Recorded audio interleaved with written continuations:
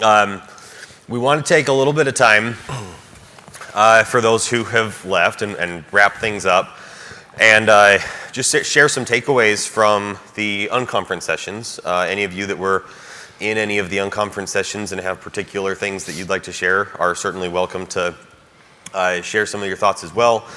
We won't take all of the time that is available. I think we just want to make sure that folks know the types of things that were followed up or that were discussed. And there will be lots of follow-ups to come throughout 2024 as we will continue. I think several of, I've heard, I haven't heard everything that happened in all of the unconference sessions, but at least the ones that I was in and some of the discussions I've had with the team since then. It sounds like there are a number of things that may turn into some additional work groups and some follow-ups and things like that. So a lot to prioritize. Really great sessions, and we want to talk through those. Do want to one more time call out a thank you to all of our wonderful sponsors. Any of you who are a sponsor that is still here, thank you for your support in helping run this conference. And I believe we do still have, I think a lot of them got claimed. There were, MedAllies was our sponsor for both the Wi-Fi and all of the charging stations that were here and in the hallway. And I think I saw Dr. Miller piling as many as she could in her backpack, and Dr. Blair might have taken some as well. But some of those little black charging stands with the USB ports are still around. And if you want one, feel free to grab it before anybody else grabs it. And have your sweet swag MedAllies multi-port USB charger. They were pretty cool. With that, let's go ahead and discuss some of the unconference sessions. Let's start with just briefly overview of what we talked about in each of the sessions yesterday. And I want to stop talking for a minute, so I'll start down on the other side. And Chris, what was your session yesterday, and what were your key takeaways? So my session yesterday was on patient access, surprise. One thing that was really interesting and different from years prior, it was far less about how, but about how do we do patient access. A lot of the conversation was about who and when. How are we getting this done? How are we getting the early adopter groups up and running? How can we get more responders? So a lot of our conversation focused on who was available and interested in playing the responder role in early adoption, and how do we get the word out to other groups and other organizations that may be connected particularly to the CSPs who already have some contractual agreements with the identity verification organizations that are required as part of the policy. How do we get to those clients and make that a faster way of getting to a point where we can do this early adopter with a full flow? So it felt a lot more like a strategy meeting more than a policy unconference session, which was nice. It's nice to see motion as much as everything else. Yeah, awesome. So lots of excitement to keep things moving forward then. No longer figuring out how do we do it, but strategize on doing it. Awesome. Sully, what'd you have yesterday? Yeah, yesterday I had reporting metrics. Again, I'll say surprise. One of the things that run pretty much monthly on with Carry Quality. And it was very encouraging yesterday that the conversation, now that we've proven out that metrics are consistently being brought into Carry Quality. For those that aren't familiar, we do not access the data itself. Rather, we rely on the implementer community to provide us what is happening with these certain metrics that we're getting.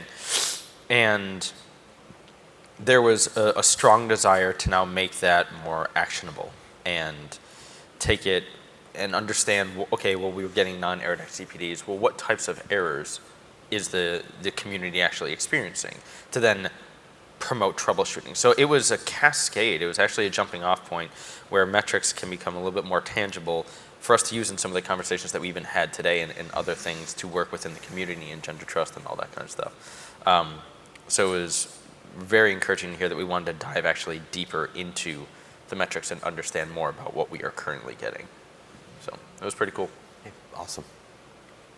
Bill, how'd yesterday go? It went well. So yesterday's session was on image exchange which is something that Care Quality has been working on since 2019. A lot of folks who spoke up had like real life stories around challenges that they're faced anytime they need to get an image from one place to another, and how necessary this is. From a patient perspective, folks talked about how difficult it is to travel by car or whatever, especially if you live in a different state, to go get that image from your provider, to go get that on a disc. Someone even talked about having to hop on a plane to go get it in time for their provider to have a reference image to compare against in order to deliver the proper care for her. So that was very telling. And providers also let us know how necessary it is as well. These delays in getting the images from the patients are real, and they're challenges, and they're just trying to do the best they can with the limited information that they have. So just hearing these real life stories, hopefully that's an impetus to help us move this forward. We talked about putting pressure on the imaging vendors to get them re-engaged. When we first started on this journey, there were 6 imaging vendors participating in the development of this use case. There's currently only 2. So how can we get folks re-engaged there? Folks had other ideas, other technologies or ways of doing this that differed from the current use case, which is DICOM image exchange, vendor-to-vendor exchange of images. Folks talked about whether or not we could just view an image instead of actually sending something. So at the end of the day, we realized there's a lot of possibilities, but in order to realize them, to realize other things and to iterate on this, we have to make this happen first. So we have to get these 2 over the finish line and then realize success. And once we do that, then we can start talking about ways to improve it. But we have to actually make it happen first. And the last thing I'd like to point out is apparently there's less concern around bandwidth constraints, like the size of the images being shared. Folks talked about, like, I watch movies all the time that are, over the web that are much bigger than these DICOM images. Like, what's the big deal? So anyway, looking forward to bringing this use case live in 2024 and seeing what the future holds. Awesome. My Unconference session yesterday was on non-query-based document exchange. We specifically did not talk about image exchange because that one was its own separate session. But we walked through each of the existing implementation guides that we have outside of query-based document exchange and raised the question of what else should we be focusing on. And I was a little surprised, actually, the direction the entire discussion went, but we spent the entire time talking about push-based messaging. And there was a whole lot of interest in Care Quality doing more with push-based messaging.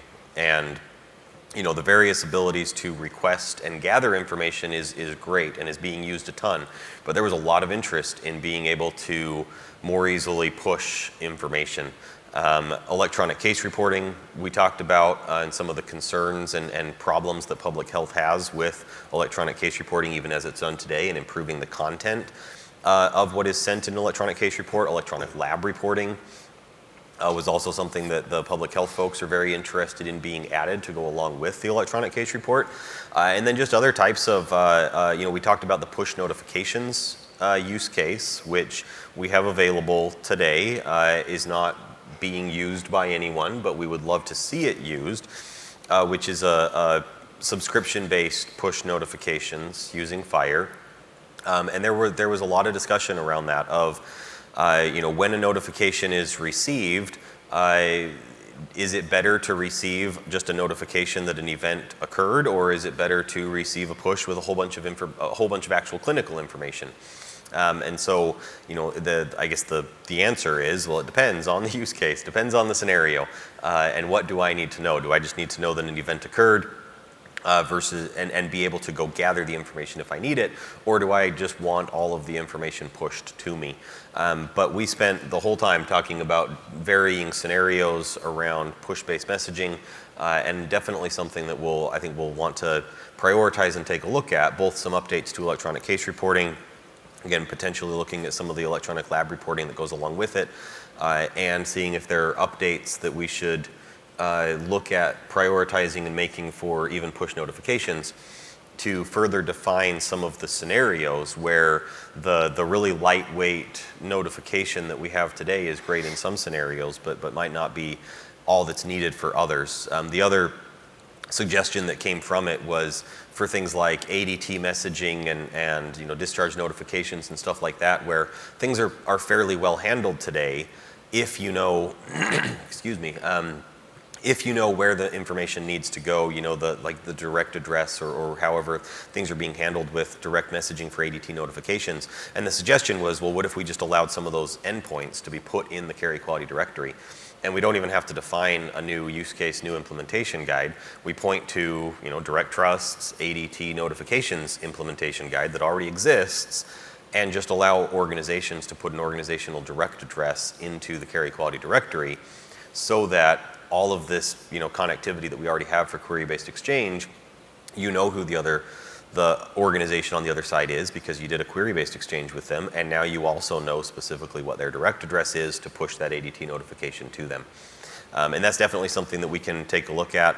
The directory already supports things with direct addresses because of electronic case reporting, so I think a lot to follow up on that one as well.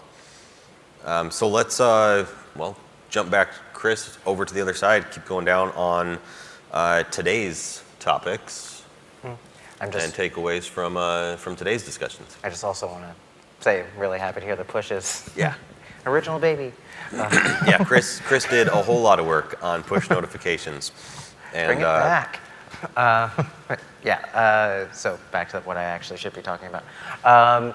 So today we talked about engendering trust. So kind of a generic title, but the idea is we are a trust framework. And what we always want to look for are ways to improve trust within the framework between our implementers. We talked about a lot of ways of doing that, including increasing transparency. So we currently have a policy that our implementers have to put up a data handling statement essentially on their website.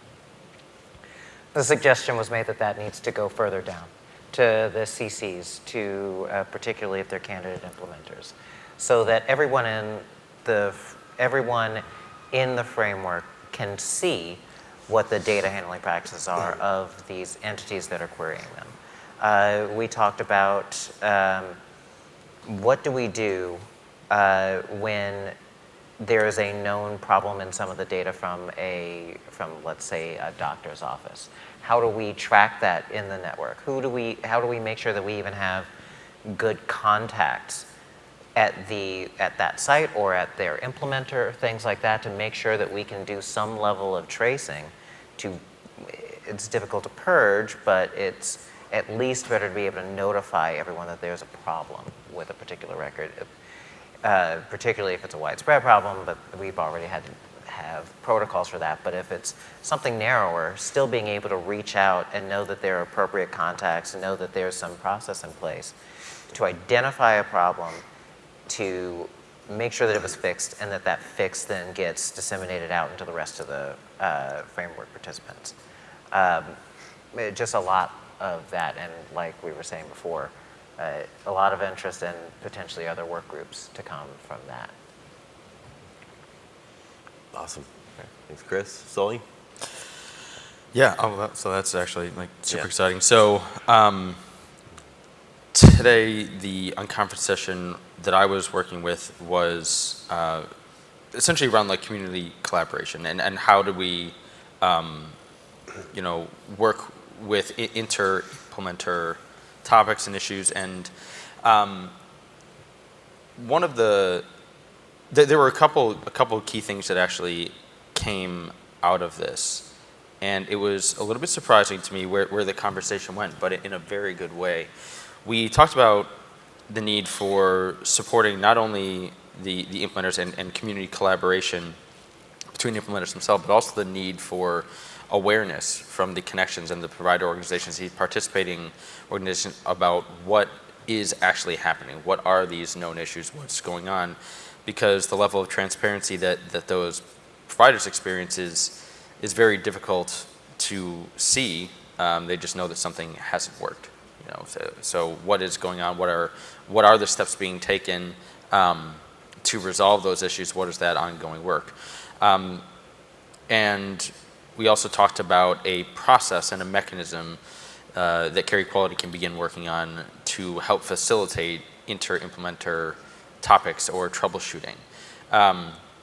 And we also talked about interpretations. A lot of our elements have language that, depending on the perspective that you're reading these guides or the CCA, it may be interpreted and adjusted differently across these different networks based on the history. So there was a desire to have almost a centralized FAQ or document to say, or maybe even like a post or a blog or something centralized that the implementer community can go to, both new and veteran implementers, to reference. Okay, this was an interpretation. This was what was brought up for discussion between these two implementers, and then we actually reviewed it, and this is the final outcome of what this interpretation truly should be. So more interpreting into a layman's terms that becomes more digestible. And it was great because within this Unconference session, we had both implementers and the provider organization. So we got to cross the realms of where all these topics are being conversed and provide a little bit of transparency to how the troubleshooting actually happens today. So we had the centralized repository, kind of like a knowledge-based reference of what, to digest the implementation guides.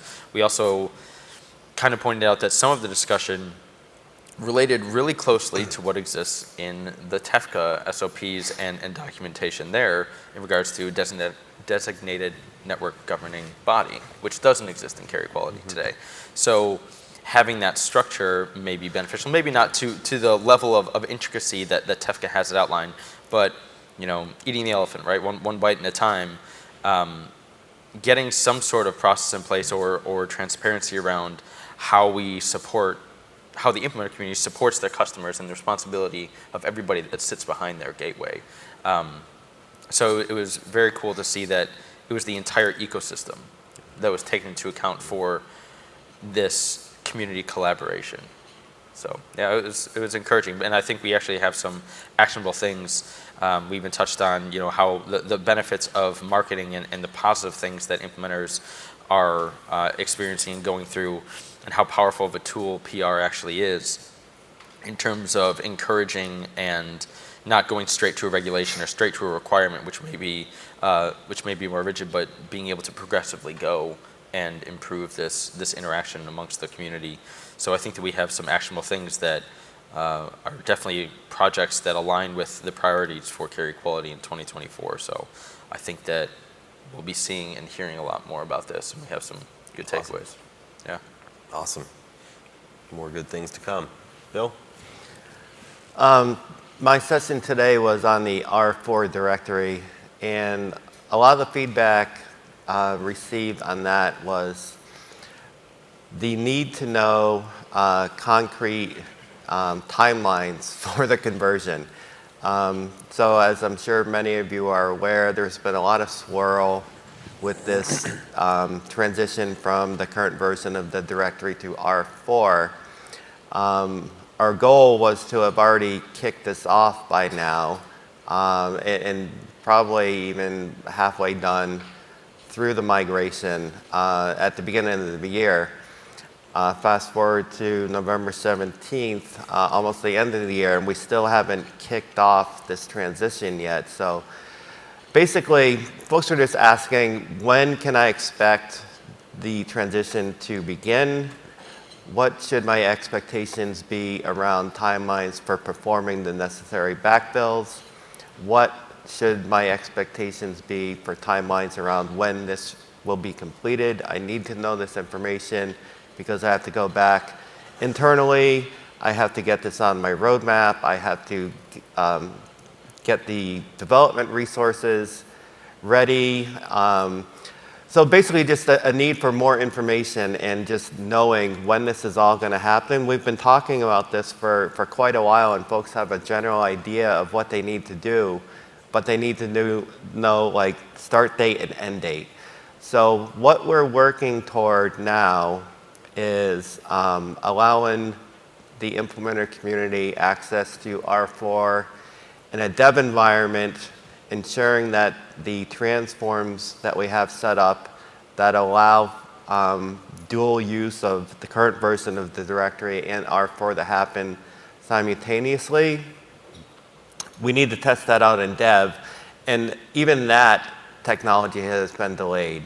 We wanted to kick that off last month, and it didn't happen. So there's been a lot of weird and unusual delays with this transition, and folks are just, the message I received today loud and clear was, I need concrete information on when this is expected to be kicked off, what I need to do, by what date.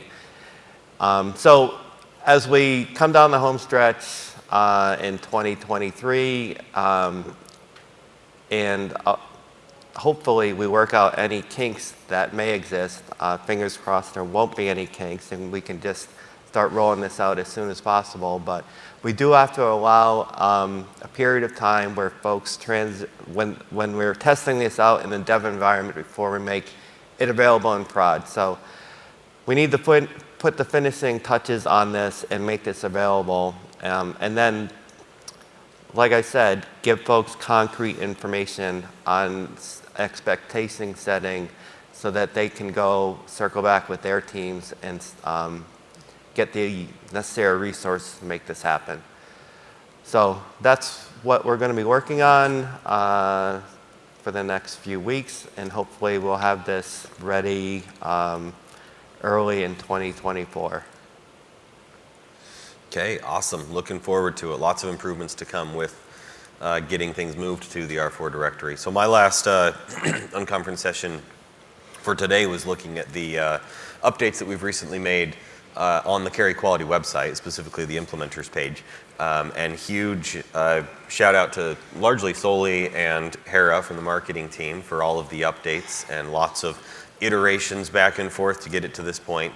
So we pulled it up on a projector in the room, looked through everything that's on there, looked at several other things in the website as well. If you have not yet seen it, go take a look at the implementers page. It is completely updated from just the list of logos that used to be there of all the implementers. We now have cards that show each of the implementers, what use cases they're live on. If an implementer is a service provider and has other vendors below them, those are all also listed. There's a link out to every implementer's website. So we walked through all of that. In general, folks loved the new design. We even did a side-by-side showing what it used to look like and what it looks like now, and it's so much better.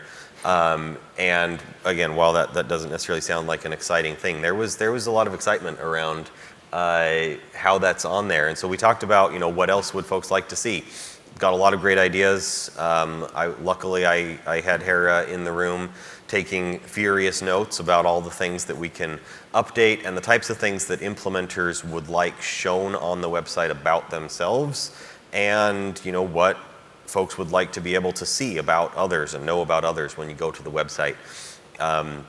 We also took a look at other spots on the website just in general of what is my role in Carry Quality? How do I get involved in Carry Quality? And what does this mean if I'm a patient or a provider or a vendor who maybe would not be right to become an implementer but need to figure out what I would do to connect through another implementer? So lots of great feedback, and definitely more to come on that as we continue to iterate through and update things on the website. So Those are the topics that we talked about. As you could hear, every single one of them had follow-ups. So now we'll see, we gave ourselves a whole lot more follow-ups by doing this twice with 8 topics. We are still working on follow-ups from the unconference sessions that we had last year. I mean, probably the biggest of those is reporting, which just rolled right into continue working on more follow-ups for the coming year. I mean, from our perspective, this has been great. And I mean, thank you all for the feedback that you gave. I mean, I'll open for a minute, see if there's anybody has any questions about any of all these unconference sessions that we had, the topics that were discussed, or anything that if you were in one of the sessions and felt like was missed. Any thoughts, questions, comments from our remaining audience here on Friday morning? Hello. Hello. Can you hear me? Maybe if we get the microphone working.